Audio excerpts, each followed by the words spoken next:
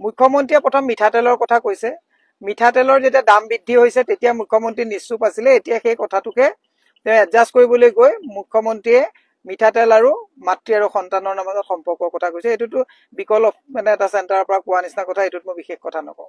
মুখ্যমন্ত্ৰীয়ে দ্বিতীয় কথাটো কৈছে যে অৰুণোদয় কংগ্ৰেছীসকলকো দিছে, গতিকে কংগ্ৰেছীসকলে মানে কথা অলপ উল্টা পুল্টা কয়। মই আপোনাক কৈছো, মই যিমান ঘূৰিছো কংগ্ৰেছী কোনো মানুহে অৰুণোদয় পোৱা নাই। ক'ৰবাত যদি পাইছেও, মুখ্যমন্ত্ৰী মহোদয় আপোনাক কথাটো কলো, অৰুণোদয় আপুনি যিমান দিছে, এই ধাৰ যে 1,80,000 কোটি টকা যে ধাৰ আপুনি কৰিছে, ধাৰৰ বোজা কংগ্ৰেছী মোৰ নিচিনা এগৰাকী তৃণমূলৰ কৰ্মীয়েও মাথাত সেই বোজা লৈছো অৰুণোদয় পইচাত। কি আজে বাজে কথা কয় আপুনি? অৰুণোদয় যে দিছে আপুনি আপোনাৰ ঘৰৰ পইচা দি দিছে নেকি?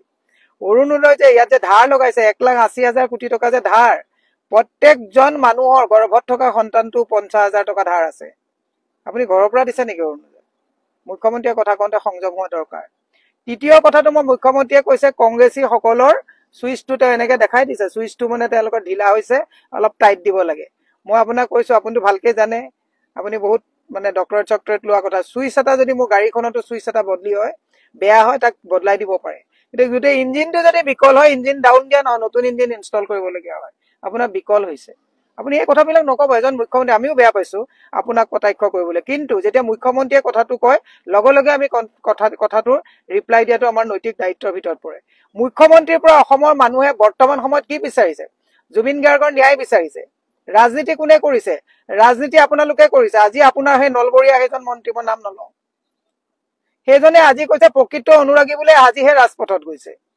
এজন মানুহে ঠিকেই কৈ গৈছিলে, মই নকওঁ সেই শব্দটো, মহিলাৰ মুখত কলে মানুহে বেয়া পাব, মই নকওঁ, ঠিকেই, কিন্তু একদম সঁচাকে কৈছো, আমাৰ যদি ক'ৰবাত আপুনি কৈছে যে আমাৰ চুইচ ঢিলা হৈছে, নেপায় এইবোৰ কথা মুখ্যমন্ত্ৰীয়ে ক'ব, কিন্তু আপোনালোকৰ গোটেই চিষ্টেমটো আপোনালোকৰ বিকল হৈছে। আৰু আজি যে আপোনালোকে ৰাজপথত উঠি নামিছে, আপোনালোকে প্ৰকৃত অনুৰাগীৰ কথা কৈছে। অসমৰ জুবিন গাৰ্গ অনুৰাগীৰ লক্ষ লক্ষ মানুহক, তাৰমানে আমি প্ৰকৃত, বাকীবিলাক মানুহ প্ৰকৃত অনুৰাগী নহয়। এনেকুৱা ধৰণৰ ধুন্দৰমী মানে এনেকুৱা ধুৰন্ধৰ কথা নকবৰ কাৰণে মুখ্যমন্ত্ৰীক অনুৰোধ জনাইছো। আৰু মুখ্যমন্ত্ৰীয়ে আবুল তাবুল বকা বন্ধ কৰক, ৰাজধৰ্ম পালন কৰি। আমি আপোনাক সুধিছো, ৰুদ্ৰাংশ হাজৰিকাই যিখন FIR দিছিলে, ৰেজিষ্টাৰ হল নে নহল? তাত কাৰ কাৰ নাম সন্নিৱিষ্ট কৰা হৈছিলে? আপোনালোকৰ ঘৰৰ মানুহৰ নাম সন্নিৱিষ্ট হলে কেছ ৰেজিষ্টাৰ নহয়। টাৰ্চেন মিত্তালক মাতিছে নে নাই? আপোনাৰ পত্নীৰ কথাও বহুতে কৈ আছে, দুনিয়াৰ ডক্তৰ, কোনোবা বুদ্ধিজীৱী, সকলোকে SIT মাতিছে, কিয় আপুনি টাৰ্চেন মিত্তালক মাতা নাই? আপোনাৰ পত্নীক কিয় মাতা নাই? APWD অভিজিত শৰ্মা, তেখেতেও গোচৰ ৰচিছে, সেইবিলাক খৰতকীয়া হৈছে নে নাই?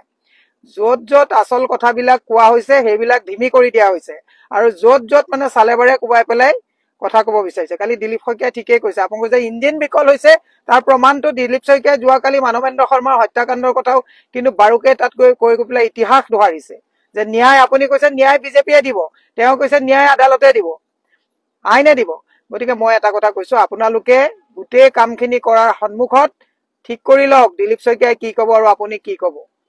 আপোনালোকে কনফিউজ, নিজে কনফিউজ হৈ আছে, কাৰণ কথা বহুত আছে। কেতিয়া কাক কোনে মাতি লৈ গৈছিলে, গছ কাটা আগাৰ পিছত কোনে গাড়ীৰ পৰা কাক লৈ পেলাই গৈ মুখ্যমন্ত্ৰী ঘৰত লৈ গৈছিলে, প্ৰথম চিটিং কি হৈছিলে, দ্বিতীয় চিটিঙত কিয় খং উঠিবলগীয়া কাৰ হৈছিলে, তাৰ পৰিকল্পনা কি আছে, এই গোটেই কথাবিলাক nothing is top secret in politics. আৰু আজি তাৰিখততো একোৱেই টপ চিক্ৰেট নাই, আৰু এই কথাবিলাক কলে আপোনালোকে বেয়া পায়। সেইকাৰণে মুখ্যমন্ত্ৰীক কৈছো সংযম হওক। মুখ্যমন্ত্ৰী, আপুনি এইটো আপোনাৰ প্ৰাইভেট কোম্পানী চলাই থকা নাই, আপুনি যে মুখ্যমন্ত্ৰী হৈ আছে, মুখ্যমন্ত্ৰীক অসমৰ 3,56,00,000 মানুহৰ দায়িত্ব দিয়া হৈছে। আপুনি অপজিশ্যনৰো দায়িত্ব ল'ব লাগিব, পজিশ্যনৰো দায়িত্ব ল'ব লাগিব, সকলোৰে আপুনি দায়িত্ব ল'ব লাগিব। কাৰণ সকলো মানুহৰ তেজ পানী কৰা, ঘাম মাটিত পেলোৱা, কৰ কাতলৰ পইচাৰে আপোনাক দিছপুৰত বহোৱা হৈছে, হেলিকপ্টাৰ চলাই ঘূৰি ফুৰিছে, চাৰ্টাৰ্ড ফ্লাইট লৈ গৈ আছে। এনেকুৱা আবুল তাবুল কথা, এইবিলাক চুইচ ঢিলা হোৱা, কিবা হোৱা কথা নকব। মই এনেকুৱা বেয়া কথা কৈ বেয়া পাওঁ, কাৰণ মোকো ভাল পোৱা কিছুমান মোৰ শুভাকাংক্ষী আছে, আমি বেয়া কথা কলে তেওঁলোকে বেয়া পায়। কিন্তু মুখ্যমন্ত্ৰীয়ে যেতিয়া এনেকুৱা কথা কব, এনেকুৱা কথা নকবৰ কাৰণে আহ্বান জনাইছো। আৰু মুখ্যমন্ত্ৰীৰ পৰিয়ালৰ সকলোকে কৈছো, যেতিয়া যি ৰাজনৈতিক বিদৰ পৰিয়ালৰ মানুহ একে উঠি পৰি তেওঁলোক ৰাজনীতিৰ লগত জড়িত হৈছে, সেইটো পৰিয়াল ধ্বংস অনিবাৰ্য।